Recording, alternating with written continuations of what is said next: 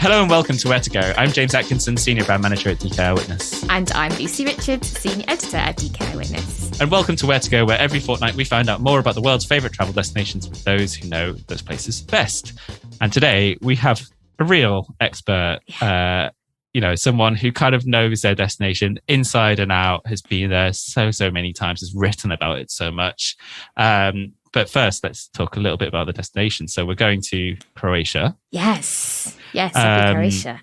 So Croatia, I'm sure many listeners have been there before, but it is quite a sort of country of different parts, really. It kind of spans that kind of whole central to southern band of Europe, where you've got kind of Slovenia and Italy in the north. You've then got, and across the sea, obviously, as well. Yes. And then you've got kind of like, countries like Albania, Macedonia, etc. But further south, you've got Hungary, sort of Eastern Europe to the east as well. There's kind of, it's a melting pot of Europe, really. There's a lot going on there.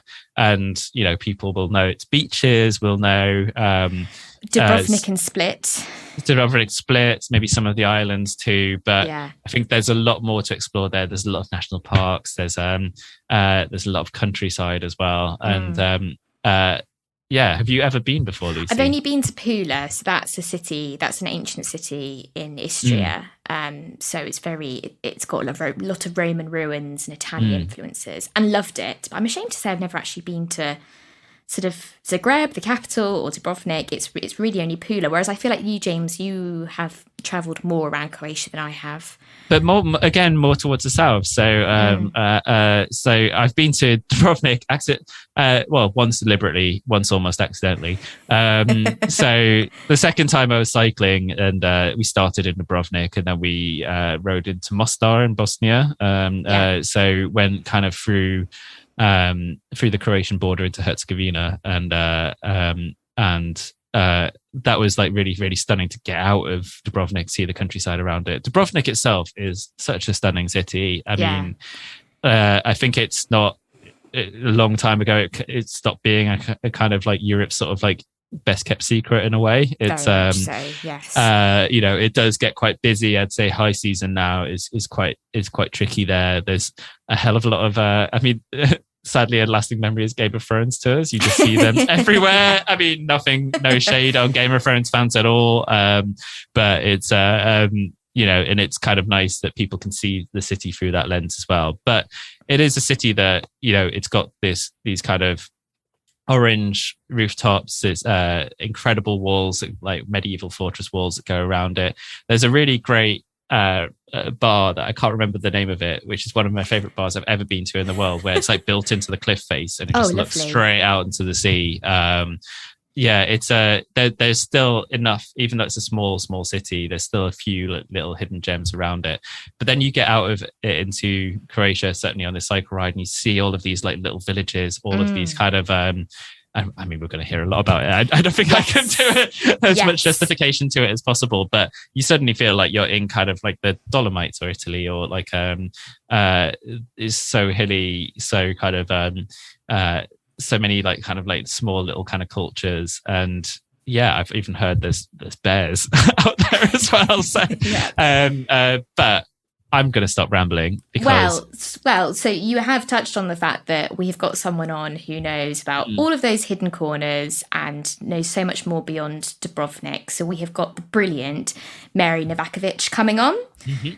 So Mary has been a journalist for more than 30 years, focusing on travel since 1999. She's written about places far and wide for the likes of The Guardian, Telegraph, Independent and Evening Standard. And her book, My Family and Other Enemies, Life and Travels in Croatia's Hinterland, which is all about her Croatian heritage, is actually out today in the UK. Woo. Amazing.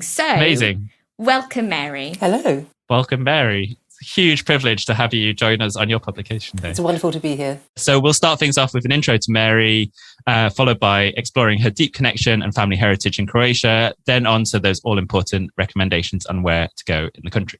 We'll then hear at the end what the present day is like in Croatia. And so should we get to it? Let's go. Let's do it. So, listener, you may have noticed a little bit of a change in my audio throughout this episode. as seems to have happened a bit in this series, I don't know why. I had a slight technical issue where my recording stopped recording. Thankfully, we have backups, so yes, hopefully it won't be too different for you.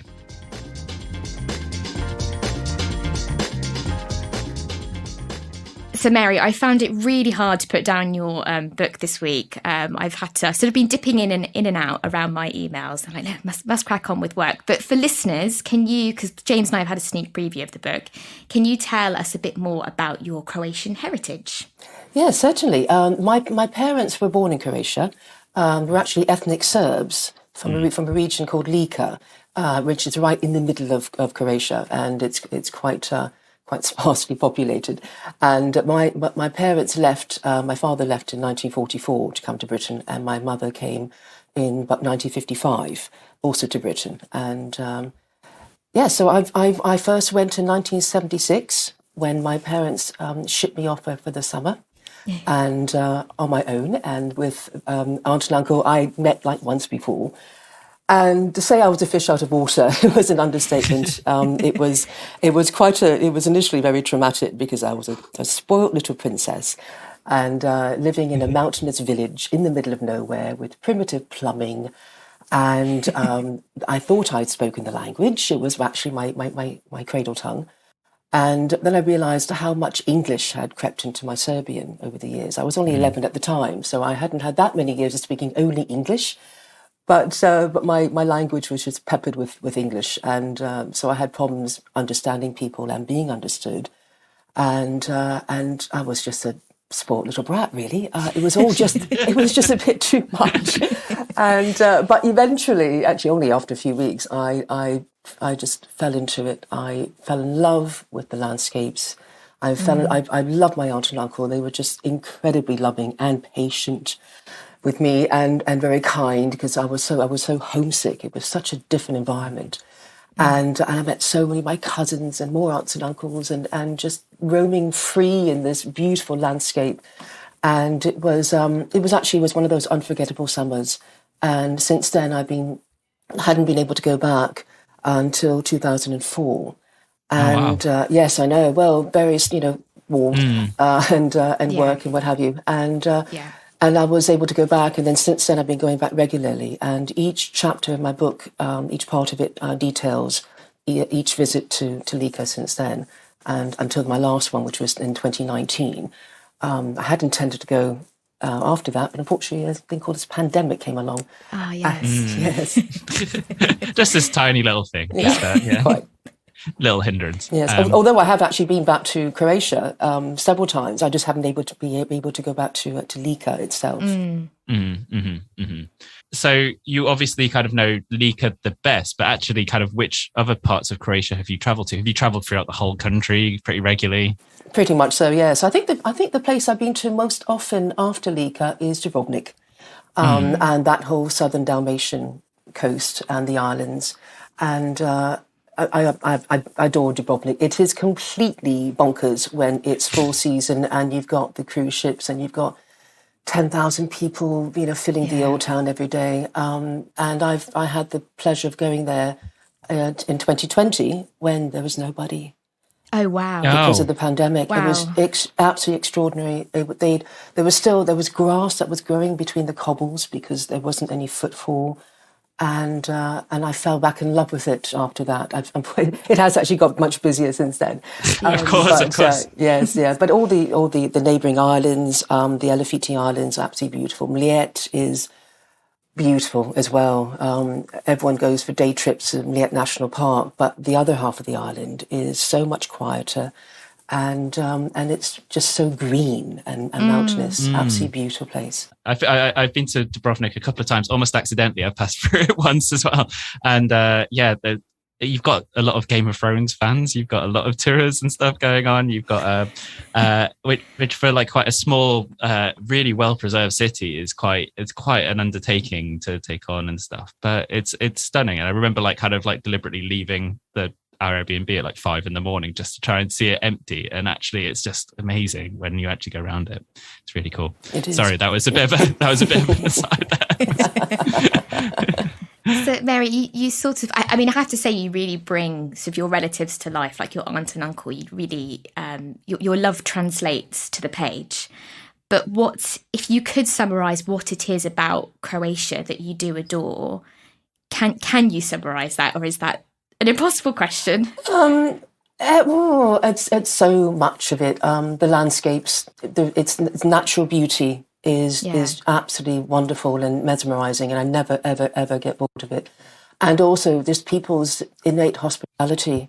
You know, you do get everywhere you go, people are just so hospitable. You can't go anywhere without being invited in and being fed and being watered.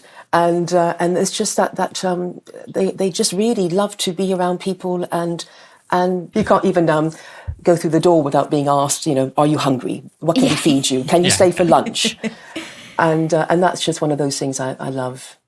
How did you find the book writing process? Like, when did you start writing the book? Well, 2009, I'd had taken the central part of the book with my mother, the road trip that we did, which was a bit of a disaster in some ways because my mother was very difficult and I wasn't handling it well. And I had initially had the idea of doing the book just purely on that road trip and the previous journeys as well.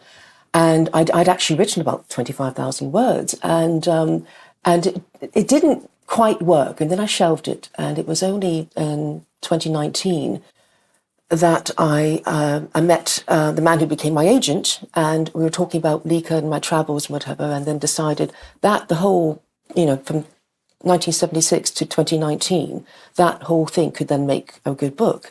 And he took me on, which was brilliant. And I then wrote a few more, I actually wrote the opening chapters and then rejigged the one I had already done in 2009.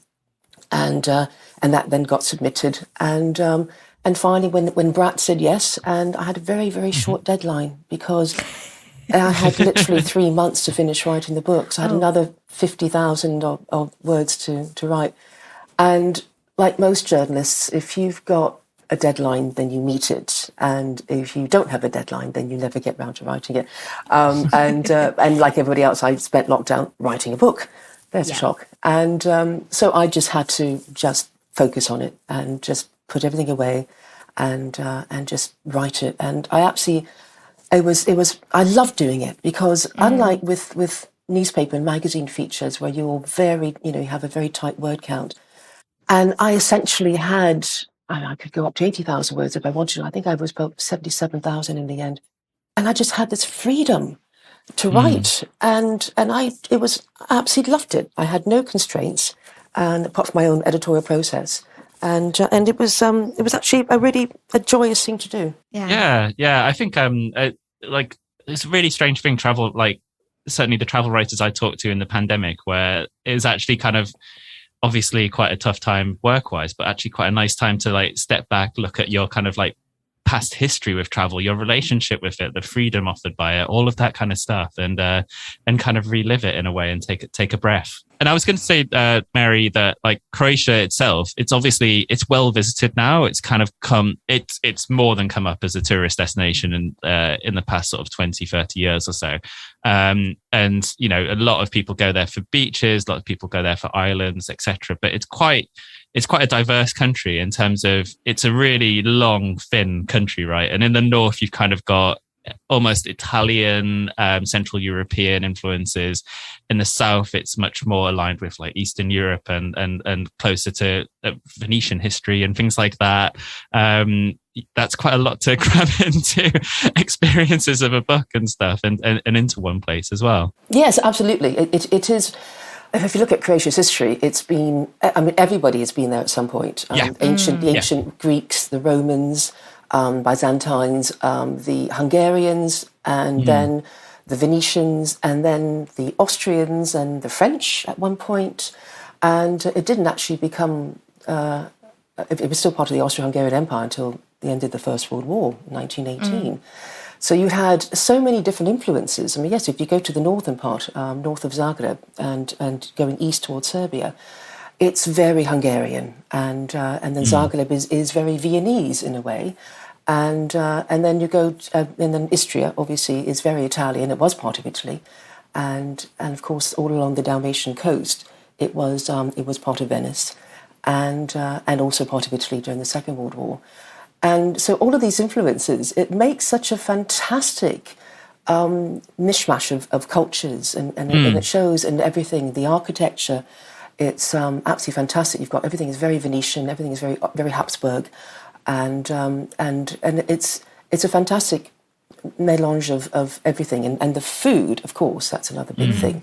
It shows up in the food, where you have a lot of Turkish influences from the Ottoman Empire, very Austrian, very very Italian, and Slavic in general, and it's just a brilliant combination. And is as you say, it's quite a small country. At the very start of the book, you talk about people being in Lika, and when they're visiting Plitvice National Park. I feel like I've got that wrong, but, but oh well, never mind. Which is one of the really big sites of wonderful national park, which lots of people go to Croatia to visit. How much kind of like, I don't know, kind of how misunderstood do you feel Croatia is, or like kind of how much more is there to explore for tourists there? So much more. Plitvice is the biggest draw in Lika, and it's pretty much, people consider it to be the only draw, because that's the only place that anyone's ever heard of.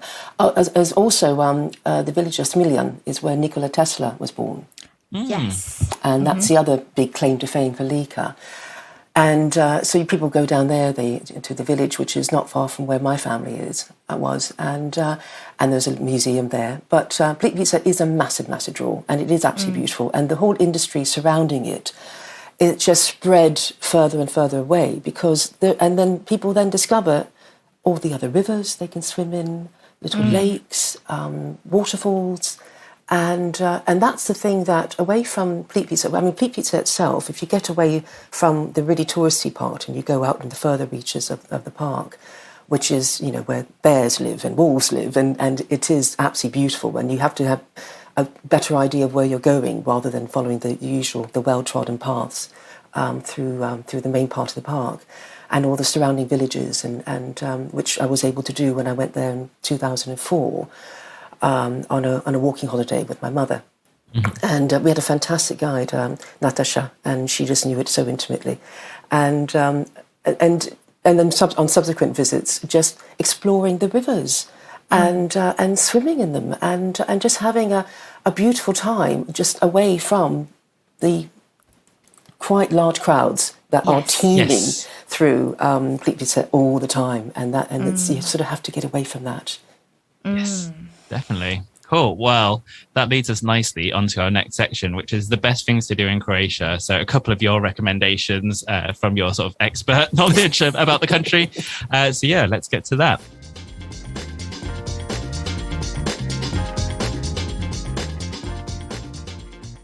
So we're going to start the section off with a quick fire tour of the country to get a general sense of Croatia. So Mary, we're going to name a couple of categories, and you have to just suggest just one thing to do. We'll try and keep it to just one thing. I know it's a huge, huge country. It's not going to be comprehensive, but then you get a chance to talk about loads of other stuff after that. So first thing, your favorite thing to see? Waterfalls. Okay. Where specifically would you recommend? Mary? Well, the Una River has got loads of waterfalls there, absolutely beautiful. And Krka National Park is stunning as well as Plitvice. But because it's a karst landscape, there are canyons and waterfalls absolutely everywhere. And those are just beautiful to swim, especially when it gets really, really hot, and you dive into the water and you just cool off, and it's beautiful. Lovely. And we're recording this in what has been a very hot week, so that sounds like just what we all need. A cooling dip by a waterfall. So then, Mary, your favourite thing to drink, or your favourite place to drink, or both? I'm not as strict as James. Right. Slivovica, obviously. Plum brandy. Oh, lovely. Plum brandy, lovely. Absolutely, excellent. Yes. Yeah, everyone has fruit trees, everyone has orchards, and everyone makes brandies of whatever you have growing in your garden, and it's a staple drink. I think in your book you said the first time you had it, you were like, you know, what is this? But now, yeah, awful. But now, do you have some at home? Oh yes, of course. Excellent. Oh, do you now make your own? No, I don't have any plum trees, and they're not quite the right. They don't grow the right plums in this country. Right. The ones that you have in Croatia, they're more like damsons, and it's a very specific breed that you've. You know, you don't have the big round Victoria plums and things. It's a different one, so it wouldn't work. Cool, amazing. So this is a really tricky one. Your favourite thing to eat? Yes, Can I name two? Yes. Go for it. Yes. Well, one of them is a really bog standard thing. It's like saying my favourite thing to eat is a burger, but it's called Chivachuchi, which are these little rissoles made of meat and nice and spicy, and they're normally eaten in a sort of fluffy flatbread called lepinja. And you have with that some very finely chopped onions and a red pepper relish called ivar. And you have all that mashed together in this beautiful kebab. And I absolutely love that. And normally you have them char grilled. And the other thing I like to eat is actually a style of cooking called a perka. And a perka is a cast iron bell-shaped pot. And you put it on a fire, so it's sitting in the embers. And then inside you put lamb shanks or veal shanks or octopus as well, and bread. You can bake bread in it. And then you put the lid on top, and there's a little rim around it, and then you pile the embers on top of that. So you've actually created an oven, and it cooks for hours, and it's so incredibly succulent and gorgeous, and because everything is cooked together with it, potatoes, carrots, so whatever other veg you want to have with it, and it's just absolutely beautiful, and it's such a rustic thing, and I love it. So all the flavors kind of intermingle, everything kind of comes together. Is that in a specific region or or kind of throughout the country? Well, it's more popular in some regions than others. I mean, you have it a lot in Lika, and certain places like in the hills above Dubrovnik, you can still find places that do it. You find octopus cooked in a perka along the coast as well. Yes, yeah. Of course. Brilliant. Lovely. And then your favourite day activity, Mary? Oh, swimming in the Adriatic. Perfect. Definitely. The water is so clear. Don't need to say anything more. That's Wonderful answer. And okay, your final one of the quickfire round, your favourite museum or gallery? I'm a big fan of the Croatian artist Ivan Meštrović, and he has several galleries. He has one in his old home in Zagreb, but the Meštrović Gallery in Split the building is as beautiful as a yacht inside, and it was built as a summer home, and it's the sculptures are absolutely mesmerising and compelling, and then you get the view from the windows of the sea. And the combination of the two is lovely. And it's also a nice way to get away from Split. Is very, very busy because it's a jumping off point for all the ferries and whatever and cruises. But this is slightly to the west of the whole port area, and it's quiet. And there's a lovely beach, a few minutes walk as well. So you can do your swim afterwards. Absolutely, yeah. And then have a plum brandy. That's lovely. And actually, Mary, you've led me on perfectly to my next question, because you've mentioned there Dubrovnik and Split. So, I mean, these are the cities that get a lot of the glory. How about what other Croatian cities deserve some love? Zagreb, the capital. Zagreb. Yes, definitely. I love Zagreb. It's so laid back in so many ways, and as they really do give Vienna a run for the money with the whole cafe culture. I mean, and it's proper cafe culture. They don't sit there. There's no Starbucks. No. And they don't sit there with the laptops. They all sit there and gossip and have a lingering coffee, and the architecture is beautiful. You know, the upper town, dating in the Middle Ages, and the sort of 19th century lower town, and the museums are fantastic there as well, and just the whole atmosphere, and the restaurants are brilliant. Really, really good food scene. And another city is Shibunik, which is, again, it's people sort of use it. They might pop in if they're going to Krka National Park, but a lot of people don't. They might do a quick tour of it, but it's a beautiful city, and they've got several old forts, which you get fantastic views. One of them is used as a concert venue as well, Lovely. And a beautiful open air venue, and you have the Adriatic down below, and you're sitting there watching a concert, and it's a beautiful place.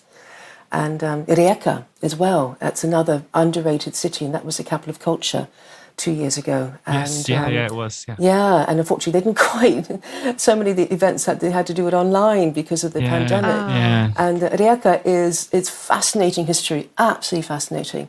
And pretty much everyone's been there as well. And they've got such a gritty spirit. And again, you've got the wonderful Habsburg main thoroughfare, the Corso, filled with cafes and people just walking and drinking coffee and just enjoying life. Lovely. Wonderful. Sold. Excellent. I've only ever been to Pula. That's the only, I'm afraid to say, that's the only place in Croatia that I've been to. And I found, much like we've discussed, I found Pula fascinating because it obviously is very Italian. The food was very Italian, and it's got it's one of the few remaining Roman amphitheatres. And exactly as you're saying, it then had the sea nearby, which was just gorgeous to have a dip in. So I feel for Croatia, because I just think Dubrovnik gets so much attention, and there's obviously so many other amazing cities that people should be exploring. Mm-hmm, definitely. I might go a bit off piste here, Mary, but I wanted to know a little bit about kind of sort of neighboring countries around Croatia as well, because as you've kind of like hinted, there's a lot of like ethnic Serbs in Croatia, the relationship with Bosnia as well, where there's lots of people come and go across the border. And a couple of years ago, me and some friends did like a cycling trip from Dubrovnik to Mostar, along the sort of old it was like an old railway line, and through the hills around there, and it is stunning. But you see, like every single village has a different kind of like almost nationality in a way. There's Croatian villages, there's Bosniak villages, there's Serbian villages, etc. But yeah, the sort of surrounding countries kind of also define Croatia in some ways, right? Definitely, yes. In fact, Bosnia, I love Bosnia. It's so beautiful and it's stunning. It is, and it's so easy. In fact, there are times when to get from certain parts of Croatia to the south, you actually go through Bosnia, much easier than actually going through Croatia. And again, it's more mountain than anything else, and it's absolutely beautiful. And Sarajevo is one of my favourite cities. And also the Una National Park, the Una River forms a natural border between Croatia and Bosnia, but the national park is actually on the Bosnian side, and that's a wonderful place, definitely a wonderful place to go to. And then you've got Slovenia, and which is again very easy. You fly into Ljubljana, exquisite city, absolutely beautiful place. And it's only a few hours drive into Croatia, and there are times when it's actually easier to do that than to fly into Croatia itself. And Hungary, I've done quite a few trips. We started in Budapest, and then did a whole circuit, and then you've got Serbia, obviously on the northeastern side, and I've gone back and forth on that motorway, so more times I can count. and I go there all the time. My family is in Belgrade, and I absolutely love it. And then on the south is Montenegro, and so that's people pop into Montenegro when they go to Dubrovnik a lot, and Montenegro is beautiful. The coast is very, very built up, but if it doesn't take long to get away from it, and you go to Lake Skadar, which is a beautiful place, and into the mountains and the national parks there. And so there's the whole region, there's so much to see. Have I left anyone out? I'm not sure. I think you've covered quite a lot of around it, but yeah, I think you're totally right in terms of it really surprised me how mountainous it is in hilly and mountainous just as you come in from that coast. You literally come in from Dubrovnik, which is like flat as a pancake, and then suddenly it's a really steep ascent, and suddenly you're in, it's almost like the Dolomites or something. It's like a really, really stunning kind of area. It really, really surprised me when I went there as well. And finally on this kind of section, and you kind of hinted at it, there's lots in the book as well about it, but some of Croatia's best kept secrets. Well, there are quite a few of them, actually. A beautiful island that often gets overlooked, even though it's right in front of Split, is Sholta. Shelter. Yeah, Okay. and it's a beautiful place, and it does obviously happen. People in Split have second homes there, but generally it's not nearly as busy as Brač and Hvar, because everyone goes to Hvar, especially Hvar town, and that's a really underrated island. And also some of the nature parks, Uchka Nature Park, which overlooks Opatia in the Kavarna Gulf. In fact, the whole Kavarna area, it's not secret amongst other Europeans, because everyone from Czech Republic, Slovakia, Austria, Germany, Italy, they all drive into that region because it's much easier for them to visit, and but not as many Brits. And yes, and there's also the Dinara Nature Park, which is not far from Knin, again in the northern Dalmatian region, and where they have the source of the Cetina River, which is an absolutely beautiful place. And actually the source of the Una, which is just down the road from my uncle's house, the most amazing shade of turquoise. You just can't quite believe in it. It's so deep and it's so icy cold, which you don't swim in it.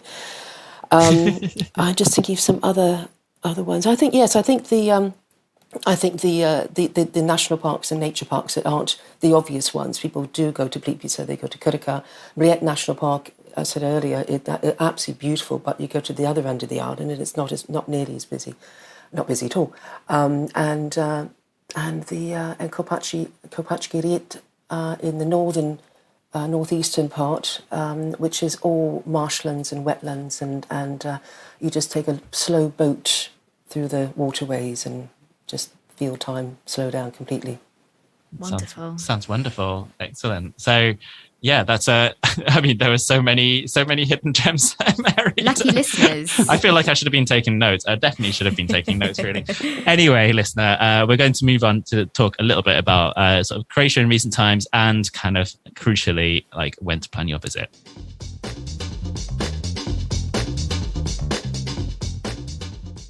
Mary, you touched on it a little bit, particularly around Dubrovnik and not being able to go in the pandemic and it being completely dead. But how has Croatia sort of changed in the past couple of years? How's it dealt with the pandemic as well? Well, early on, it clamped down very heavily, and so it did try to stem it, and it's had its share of cases in spite of that, and unfortunately, the vaccination take up is not as good as it should be. But they've it was only recently that they stopped having people wearing masks in shops and all that. I was there in July, and in the place called Trogir, which is again very close to Split, and it was like the pandemic never happened. Absolutely thronging with people, and quite a few people wearing masks because it was tourists. But you wouldn't know that the pandemic had happened, and I think.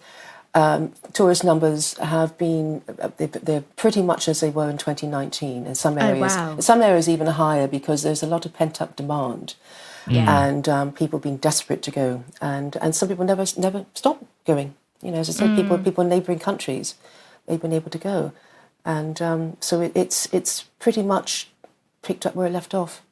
I know our witness guide to Croatia is like one of our best sellers of the summer. It's just like raced off the shelves. And I think, that just shows the kind of demand. I don't know. I think a lot like got talked about Croatia during the pandemic is just a place that people wanted to go visit. Croatia, Greek islands, just like idyllic places, so different to Britain that people were desperate to visit. And it's lovely to see people going back there as well.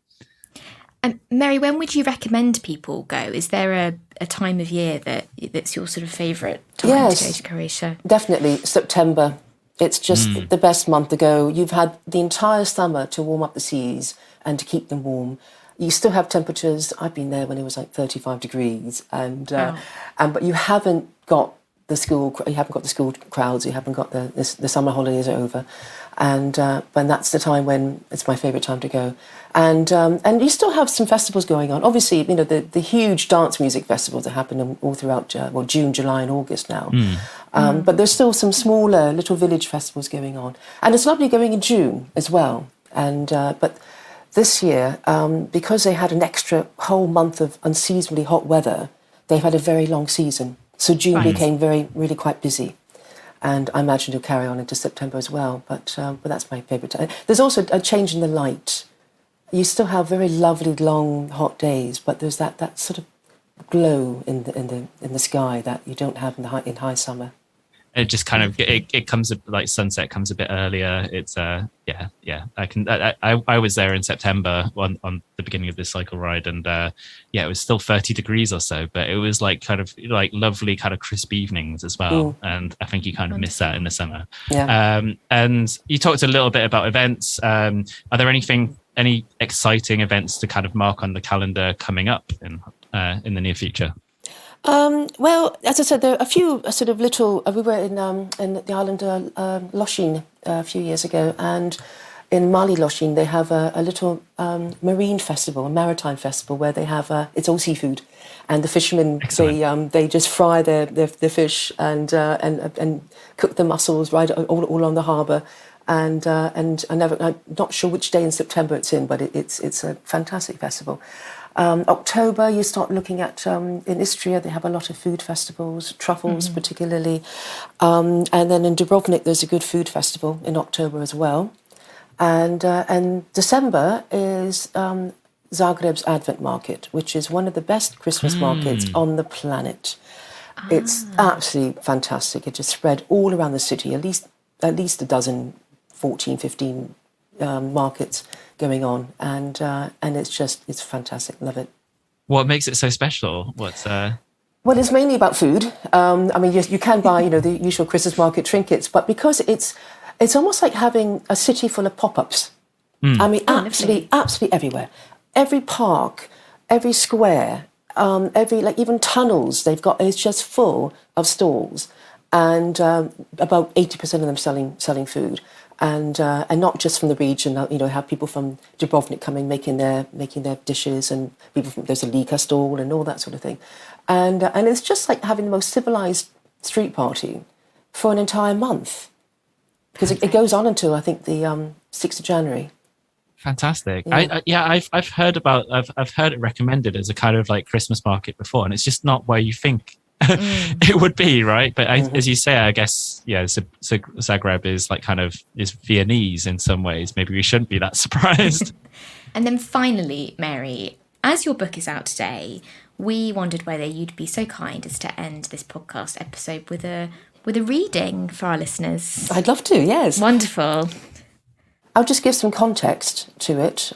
This is the end of the first part, where I spent that unforgettable summer of 1976.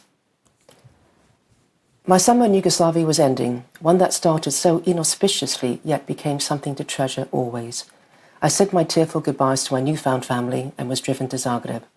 I had one evening in the Croatian capital, the only memory of which was walking along the market stalls of Strosmayer Promenade in the upper town and buying a copy of ABBA's Mamma Mia. Then I flew home and forgot to speak English for a while. I babbled away in Serbian before eventually speaking English with a Serbian accent. I called my father Tata instead of the usual daddy, and tears came to his eyes.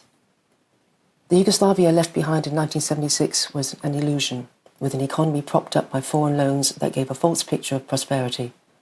Yugoslavs had the freedom to travel, which made them the envy of their neighbours who were corralled into the Soviet bloc.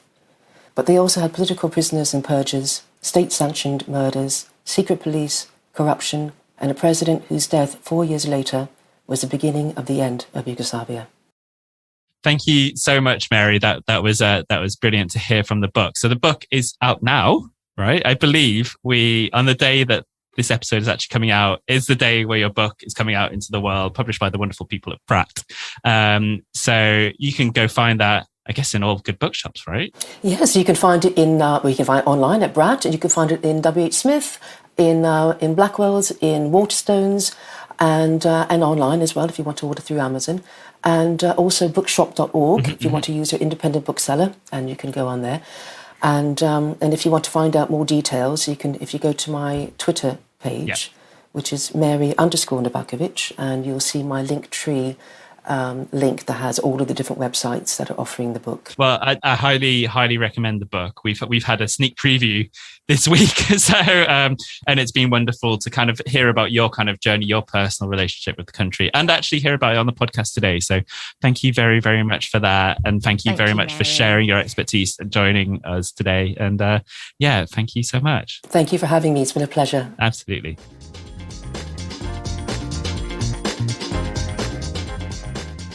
So a huge thank you to Mary. As she just said, you can kind of follow all of her adventures, exploits, writing, etc.